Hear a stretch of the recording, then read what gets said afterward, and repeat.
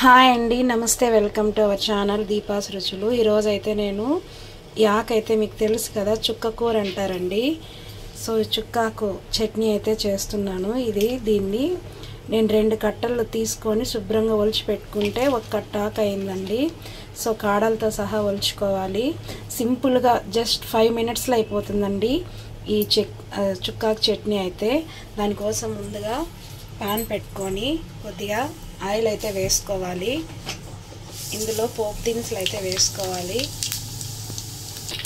ఇలా వేగుతూ ఉన్నప్పుడే ఒక వెల్లుల్లి రెబ్బ ఇలా దంచుకొని వేసుకోవాలి. నేనైతే ఎండుమిర్చితో చేస్తున్నానండి. పచ్చిమిర్చి వేస్తేనే బాగుంటుంది, కానీ ఎండుమిర్చి కూడా బాగుంటుంది. ఈరోజు ఈ విధంగా చేస్తున్నాను నేను. ఇప్పుడు ఇందులోనే కట్ చేసుకున్న ఒక ఆనియన్ కూడా వేసుకొని బాగా కలుపుకోవాలి. ఇప్పుడు కరివేపాకు కొద్దిగా వేసుకొని బాగా వేయించుకోవాలి. ఇది ఇలా వేగిన తర్వాత మనం ఇందులో శుభ్రంగా కడిగి పెట్టుకుని చుక్కకూర అయితే వేసుకోవాలి.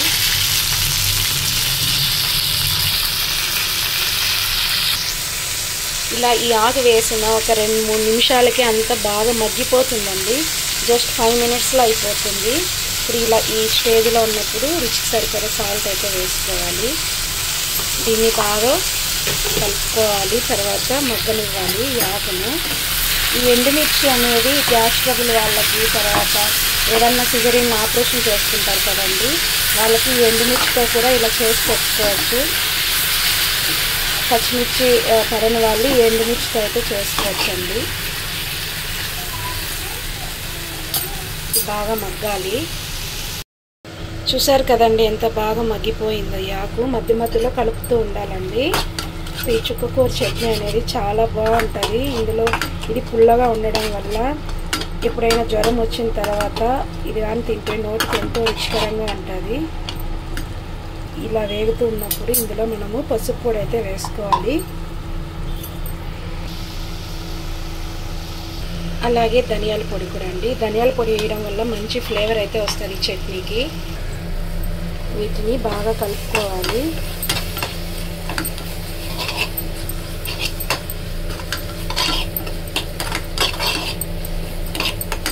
ఇలా ఒక 2 నిమిషాలు వేగాక ఇప్పుడు ఇందులో పల్లీల పొడి అయితే వేసుకోవాలండి. ఈ పల్లీల పొడి వేయడం వల్ల మంచి ఫ్లేవర్ అయితే వస్తుంది చట్నీ. నచ్చితే వేసుకోవచ్చు, లేదా అలా అయినా తినేయచ్చండి. సో మా సైడ్ అయితే పల్లీల పొడి ఎక్కువ వేస్తారు. చాలా బాగుంటుందండి. ఇంతే అండి, అసలు నీళ్ళు వేయనక్కర్లేదు.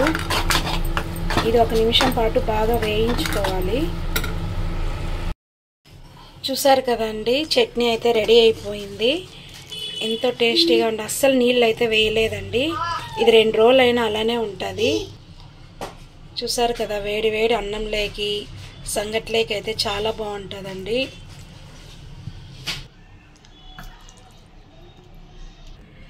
చూసారు కదండి, ఎంతో రుచికరంగా ఉండే చుక్కకూర చట్నీ అయితే 5 మినిట్స్లో అయిపోయిందండి. తప్పకుండా ట్రై చేయండి, కమెంట్ చేయండి. చాలా టేస్టీగా ఉంటుందండి ఎండుమిర్చి చుక్కకూర combination. Please subscribe our channel Deepa's రుచులు.